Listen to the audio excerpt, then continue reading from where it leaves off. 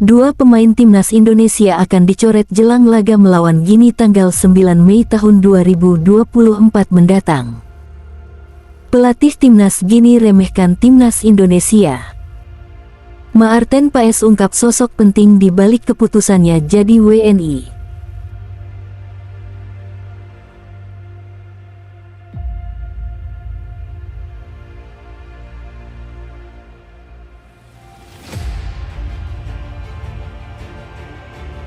Dua pemain timnas Indonesia akan dicoret jelang laga melawan Gini tanggal 9 Mei tahun 2024 mendatang. Jelang laga nanti, FIFA mengatakan hanya 22 pemain yang boleh didaftarkan.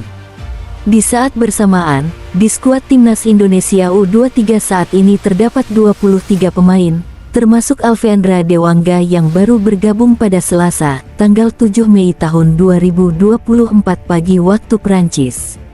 Namun, jumlahnya pas 22 pemain jika Rizky Ridho tidak dihitung, mengingat yang bersangkutan dipastikan absen karena harus menjalani sanksi akumulasi kartu. Lantas, apakah 22 pemain yang ada di skuad saat ini bakal didaftarkan untuk melawan Gini U23? Belum tentu, nama-nama ini masih bisa berubah, mengingat PSSI sedang mengupayakan agar Elkan Bagot Ipswich Town dan Justin Hubner Cerezo Osaka bergabung. Jika dua nama ini bergabung, otomatis jumlah personel timnas Indonesia U23 menjadi 24 nama. Otomatis, Sintayong harus mencoret dua nama di antaranya. Lantas, kira-kira siapa dua pemain timnas Indonesia U23 yang berpotensi dicoret Sintayong? Pelatih timnas Gini remehkan Indonesia. Pelatih Gini remehkan Indonesia, miskin, kumuh dan pemain Piala Asia pendek, akhirnya terkejut sendiri. Pelatih timnas U23 Gini Kabadiawara benar-benar tidak sopan. Masa Indonesia dibilang negara kumuh dan miskin? Ia juga mengatakan, pemain Indonesia pendek-pendek seperti pemain Asia lain. Indonesia tidak punya stadion sepak bola yang megah dan standar internasional. Sekarang ucapannya itu ia tarik kembali, setelah Kabadiawara mendapatkan informasi tentang Indonesia dari temannya. Teman Kabadiawara mengatakan, sekarang Indonesia negara berkembang, punya infrastruktur sepak bola internasional. Para pemain Indonesia tinggi, jangan anggap remeh pemain dari Indonesia. Mereka akan bekerja 100 di lapangan, ujarnya. Penggemar sepak bola Indonesia paling banyak di Asia. Maarten Paes ungkap sosok penting di balik keputusannya jadi WNI, penghormatan untuk nenek tercinta. Calon penjaga gawang andalan timnas Indonesia, Maarten Paes, mengungkapkan pentingnya peran sosok nenek yang membuatnya menerima tawaran untuk menjadi warga negara Indonesia, WNI.